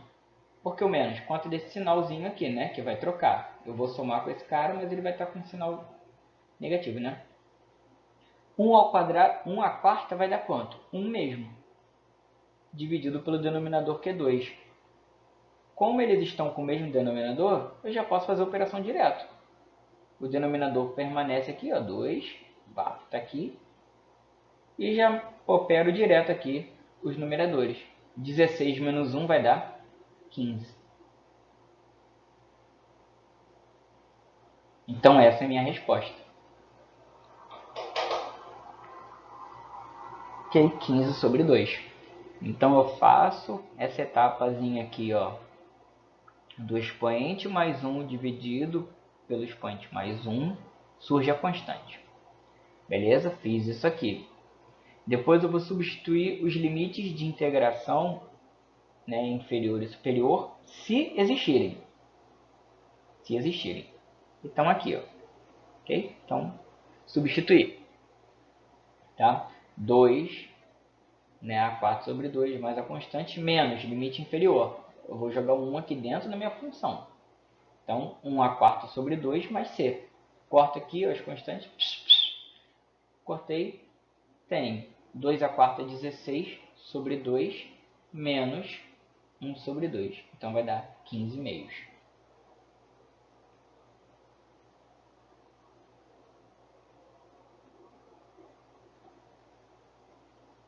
Beleza, pessoal? Boa, boa. Que bom, beleza. Então, vamos seguir aqui, ó, porque eu quero, lembrando, né?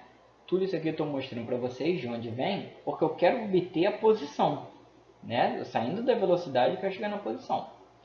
Então, seguindo aqui, ó, eu isolando a minha posição final, ou seja, meu x0, meu x, desculpa, eu tenho isso aqui, ó, que a posição em função do tempo é a posição inicial mais a velocidade vezes o intervalo de tempo, ou seja, o instante final menos o instante inicial. Ok? Que é o que está exatamente aqui embaixo, só que aqui embaixo está com a notação de vetor, né? X de t, né, notação de vetor, o vetor x0 mais o vetor velocidade vezes intervalo de tempo. Tempo não é grandeza vetorial, né, porque não faz sentido ter tempo negativo, por exemplo. Né? Então, o tempo não precisa de direção. Tá? Então, cheguei aqui, ó, na minha função da posição normal, do movimento uniforme. Ok? Bom, e aí então eu saí da minha velocidade e cheguei à posição. Ok? E se eu tiver a aceleração, como é que eu faço para proceder, né? Para chegar lá? Bom, então vou avançar aqui, ó. De maneira bem semelhante ao que a gente tinha antes. Ok? Maneira assim, bem semelhante. Eu tinha aceleração, a aceleração é a derivada da velocidade no tempo. Show! Agora, né, vou isolar o meu dv, né, minha variaçãozinha da velocidade. E vou fazer a integração, que não fiz antes. Faço surgir aquele meu v elevado a zero aqui, né, de novo. Aquele meu velhinho, digamos assim, né? Só para ficar diferente do v daqui, né? Só para não confundir. Tá? Surge aqui o meu t elevado a zero. Meu telinho elevado a zero. Da mesma forma que antes. E aí eu tenho tcharam, né? Pela mesma maneira que eu fiz antes com vocês. V menos V0 igual a que multiplica T menos T0. Isolando a velocidade final, né, eu tenho que V igual a V0 mais ΔT. Ou seja, exatamente aquela função que eu já tinha mostrado para vocês logo no nosso primeiro encontro. Tá? E aí, em notação vetorial, é só eu colocar a minha seta, que depois é que eu vou me preocupar sentido positivo, sentido negativo e sua respectiva direção. Ok? E aí, se eu quiser saber a função da posição para o movimento uniformemente variado, que é quando existe aceleração e eu estou considerando a aceleração constante. Né? Bom, eu tenho que integrar o que agora? Se eu tenho a velocidade, né, eu integro ela para poder obter a posição. Então, ó, mesma coisa. Só que agora a velocidade ela não é constante no tempo. Por quê? Olha aqui em cima, ela depende do tempo. Para cada instante de tempo, a velocidade vai ter valores diferentes. Então, vou ter que substituir esse cara aqui, ó. Né? Então, eu voltei isso aqui, ó. Agora. Né? Então, ou seja, aqui a aceleração, estou aqui com o tempo, né? Tempo aqui elevado a 1 e aqui elevado a 1. E aqui é como se eu tivesse o tempo elevado a zero, ó. Aquele mesmo esqueminha de antes, o mesmo macetinho. Ó. Elevado a zero. Aqui o tempo está elevado a 1. E aqui o t0, que é o instante inicial, está elevado a 1. Ok? Bom, fazendo isso aqui, ó, pela regrinha lá do expoente, vai surgir o tempo. E aqui, o cara que estava elevado a 1 vai ficar elevado ao quadrado e dividido por 2. Que é a regrinha de dividir pelo expoente, que é 1, somado em 1. Então, 1 mais 1, 2. Aqui, ó. Beleza? Então, isolando a minha posição final, eu chego, já colocando aqui a notação de vetor, né? Que a minha posição final é dada por isso aqui, ó.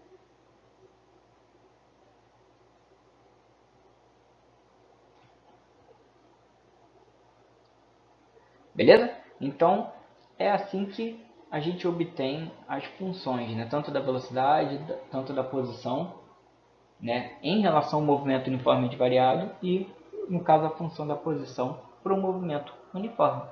Tá? É através da operação da integração e da operação da derivação.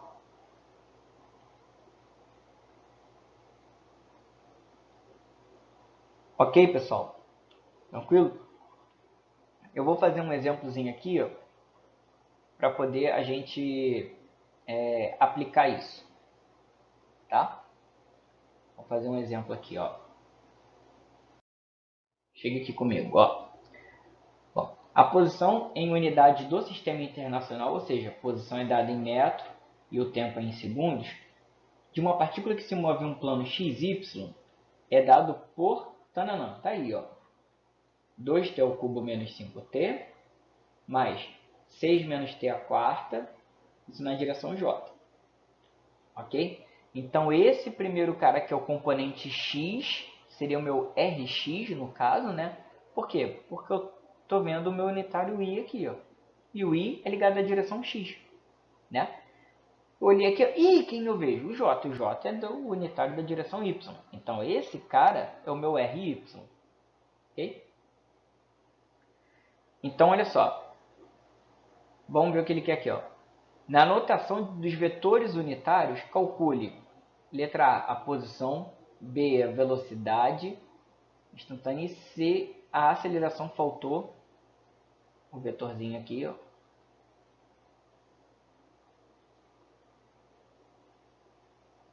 Para o instante de 2 segundos. E na letra D, ele quer saber qual é o ângulo entre o semi-eixo positivo x e a reta tangente à trajetória da partícula, né, no tempo de 2 segundos. Esse vetor, a reta tangente à trajetória, pessoal, que ele está falando, é a velocidade, tá? Porque quando a gente tem a posição do cara em função do tempo, a mudança dessa posição, a derivação dela, a variação, é a tangente.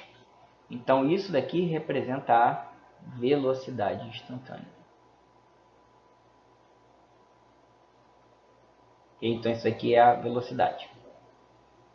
Tá? Bom, então vamos começar aqui pela letra A, né? A letra A ele só quer saber a posição no instante de 2 segundos. Então, o que eu tenho que fazer? Eu tenho que pegar a minha função e onde eu tiver o tempo, eu vou substituir pelo instante que ele quer, que é 2. Ok? Então, a posição no instante de 2 vai ser 2 vezes 2 ao cubo, porque eu coloquei no lugar do tempo, menos 5 vezes 2 no lugar do tempo, vezes o unitário I, mais 6 vezes menos 7t vezes... Não, 7t não, no lugar do t eu coloco 2 elevado a quarto, na direção j. Tá? Então, fazendo esse cálculozinho aí, pessoal, eu tenho que o meu vetor posição, ou seja, a localização dele, né, no instante de 2 segundos, vai ser de 6 metros I menos 106 metros J. Ok? É isso que está acontecendo. Então, se eu fosse pegar naquele círculo trigonométrico, né? Vou desenhar aqui só para a gente ter uma referência aqui, ó. Aqui eu tenho direção Y, direção X. X positivo para cá e Y positivo para cima. Esse cara, estão vendo que ele está numa coordenada positiva de X? Então ele está desse lado aqui, ó, desse hemisfério. E ao mesmo tempo ele está numa coordenada negativa do Y, que é aqui embaixo. Então, ó, em que posição que ele vai estar? Quarto quadrante, ó. Ele vai estar por aqui. Tá vendo? Por quê? Um lugar positivo de x combinado com um negativo de y. Então ele vai estar em algo aqui assim. Só que na verdade muito mais embaixo, né? Ele vai estar para cá porque é menos 6.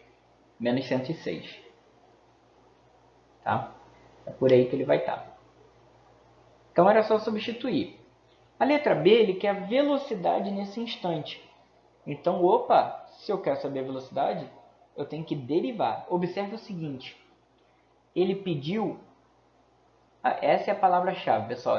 É importante também saber interpretar. Ele pediu a velocidade para o instante. Então, se ele quer saber naquele instante, você tem que usar a velocidade instantânea. Se ele falar, eu quero a velocidade para os 2 primeiros segundos. Então, ele já está dando a ideia de que é o intervalo dos 2 primeiros segundos. Se é intervalo de tempo, o cara está falando da velocidade média e não da velocidade instantânea. Velocidade média eu trato como delta, né, uma variação. Ok? E quando eu tenho um instante exato, eu tenho uma derivação. Tá? Essa é a diferença. Bom, então vamos agora fazer a derivada, né, dessa função da posição aqui. Ó. Né? Velocidade é isso, derivada da posição. Então, pela regra do expoente, o que tem que acontecer? O 3 tem que vir para frente multiplicando, então vai ficar 3 vezes 2, 6. Vezes o tempo, que é a minha variável, vezes o expoente menos 1. Então, se era 3, 3 menos 1 ficou quanto? 2. Então, aqui tem que dar 6t ao quadrado. E aqui, que é só menos 5t, qual é o expoente que está aqui no tempo? Bom, o expoente que está aqui no tempo é o 1. Então, o 1 vem para frente e multiplica o menos 5. Então, vai ficar menos 5 vezes o t, que estava elevado a 1, eu vou lá e tiro mais 1. 1 menos 1, 0. Qualquer coisa elevada a 0, dá quanto? Dá 1. Então, é como se o meu t sumisse. Então, fica apenas 6t ao quadrado menos 5. Ok? Hum,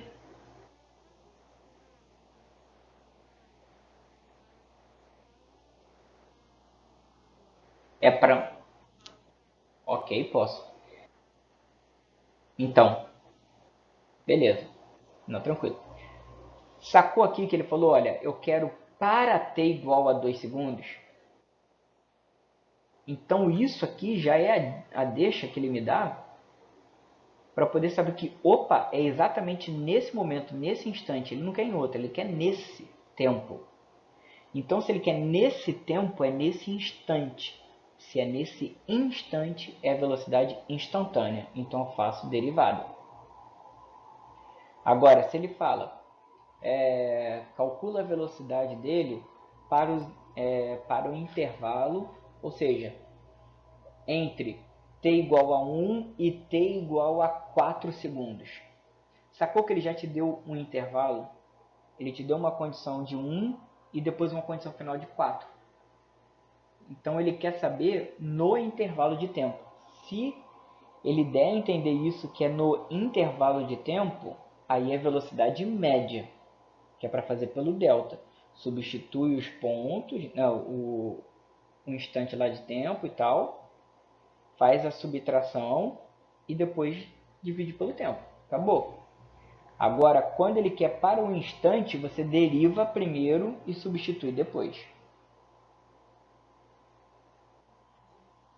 Nada. Bom, então aqui, ó, o que vai acontecer? O 6, ele não depende do tempo. Ele está aqui sozinho, ó, forever alone. Então eu vou lá, ó, não depende do tempo, é constante, então ele some. Aqui pela regra do expoente, o 4 vem para frente multiplicando. 4 vezes menos 7, menos 8. T elevado a 4 menos 1, 3. Beleza? Então é sempre assim, eu derivo primeiro para depois substituir o ponto que eu quero. Tá? Então, ó, agora eu só quero para o instante de 2, é só colocar o 2 onde eu tiver o tempo. Então tá aqui, ó. Beleza? Substituindo aqui, eu vou ter, ó, 2 ao quadrado, 4. 4 vezes 6, 24. 24 menos 5, 19. Como está em unidades SI, é metros por segundo na direção I. E esse cara aqui, ó, quando substituir, 2 ao cubo vai dar 8. 8 vezes menos 28, menos 224. Tá aqui, na direção J. Bom? E agora eu quero o vetor aceleração. O vetor aceleração vai ser o quê? Eu vou pegar a velocidade, que é essa aqui, e vou derivar. E aí, então, ó, como é que vai ficar isso ali? Vai ficar de que forma? Eu vou ter... Deixa eu só ajeitar aqui rapidinho. Eu vou ter 6t ao quadrado derivado, vai ficar 12t, porque o 2 vem para frente multiplicando, ok? E eu subtraio 1 ali do expoente. Então vai ficar 12t. E o 5 vai embora. E aqui no menos 28, t ao cubo, o 3 vem para frente. 3 vezes menos 28 vai dar menos 84. Vezes t elevado a 3 menos 1, que vai dar 2. Tá bom? Então percebam que nem a aceleração é constante nessa função maluca aqui, ó. Tá vendo? Porque a aceleração está dependendo do tempo. Conforme vai passando o tempo, a aceleração vai mudando. Então, quando eu coloco o instante de 2 aqui, eu tenho que a aceleração é de 24 metros por segundo i menos... Perdão, aqui está faltando, se é no SI, né? Tem que estar ao quadrado a unidade da aceleração. Então, aqui é metros por segundo ao quadrado e aqui metros por segundo ao quadrado. Tá? Ok? Deixa eu só salvar aqui. Ó. Eu vou colocar aqui. Tá? Beleza? Eu coloquei aqui. Show. Bom, então agora o que ele pede é o seguinte. Né? O ângulo. Como que eu determino o ângulo? Lembra que eu falei lá daquela orientação da tangente? Né? Então a tangente do ângulo é Vy sobre Vx. Ok? Então, peraí, mas eu não quero a tangente do ângulo. Eu quero o ângulo cuja tangente, quando eu calcular, vai ser Vy Vx. Ou seja, é a função inversa da tangente. A função inversa da tangente é o arco tangente. Assim como a função inversa do cosseno é o arco cosseno. E a função inversa do seno é o arco seno. Okay? Então, o ângulo é um valor tal cujo arco tangente é Vy sobre Vx. Quem vai ser o meu Vy e quem vai ser o meu Vx aqui, ó? Bom, é só eu pegar o Vy. O y está associado a que unitário? A que direção? J, não é? Então, esse carinha aqui, ó, é o meu Vy. Por quê? Porque ele está multiplicando com J chapéu, que é o representante da direção Y. Ok? E quem é o meu Vx? O meu Vx é o cara que está multiplicando o Y, o I chapéu. Então é Vx aqui, ó. Aqui. Beleza? Então θ é o arco tangente de menos 224 dividido por 19. Ok? E aí, se sua calculadora estiver em graus, que é o ideal, né? Tem que estar fazendo isso daí, o arco tangente disso vai dar aproximadamente 85,2 graus. Tá? Na verdade, eu acho que é menos 85. Vou até refazer aqui, ó. Arco tangente. Na calculadora, gente, o arco tangente, dependendo do lado da sua calculadora, vai aparecer como tangente elevado a menos 1. Tá? Porque a calculadora entende que a função é inversa. E a inversa a gente representa como menos 1, ok? Tá bom? Então, ó, só colocando aqui, alterando, é menos 85,2 graus. Ok, pessoal? Deu para aplicar até aqui, até esse momento?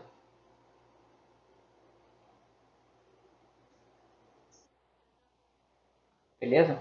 Bom, então olha só, tem mais um exercício aí depois, tá? E eu pediria que vocês lessem aí o restante que eu coloquei um complemento, que é quando a gente aplica não só no movimento em uma direção, tá? E aqui a gente até viu em duas nesse exemplo, né? Tanto em x quanto em y. Mas existe um movimento combinado de duas direções, que é o movimento na direção x e na direção y, que é chamado movimento balístico ou lançamento de projéteis. Tá? Então eu pediria para vocês darem uma estudada nessa parte, ok?